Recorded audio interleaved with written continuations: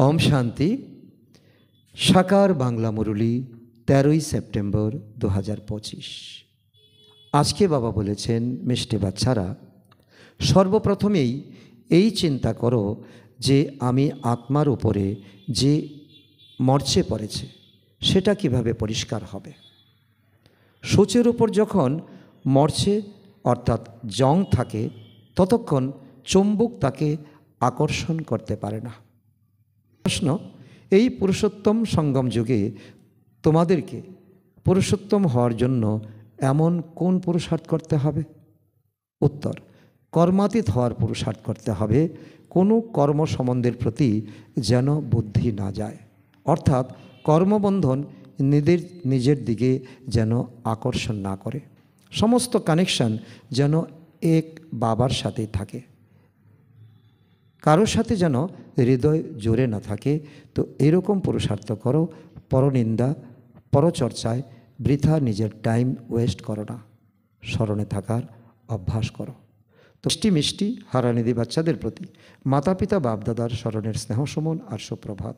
আত্মাদের পিতা তার আত্মারূপী বাচ্চাদের জানাচ্ছেন নমস্কার। আমরা আত্মারূপী সন্তানরা আমাদের মাতা পিতা বাপদাদাকে জানাই স্মরণের স্নেহ সুমন, সুপ্রভাত ও নমস্কার।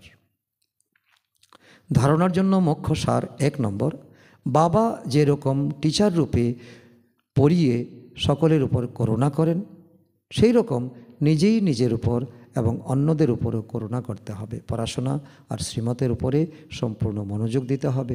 নিজের ক্যারেক্টার সংশোধন করতে হবে। নাম্বার 2, নিজেদের মধ্যে কোনো পুরানো বস্তা পচা পরচিন্তনের কথাবার্তা বলে বাবার সাথে বুদ্ধির যোগ ছিন্ন করে দেবে না। কোনো পাপ কর্ম করবে না। স্মরণে থেকে মরিচা দূর করতে হবে। বরদান, দৃঢ়তার দ্বারা বন্ধা জমিতেও ফসল ফলিয়ে সফলতার স্বরূপ হব।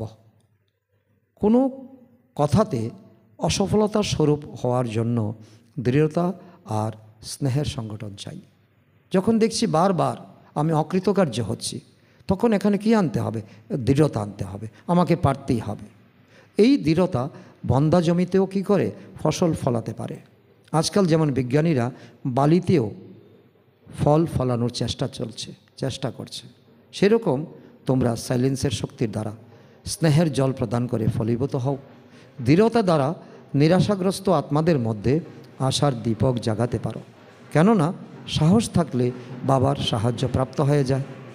স্লোগান, নিজেকে সদা প্রভুর গচ্ছিত মনে করে চলো, তাহলে কর্মে আত্মিকতা আসবে।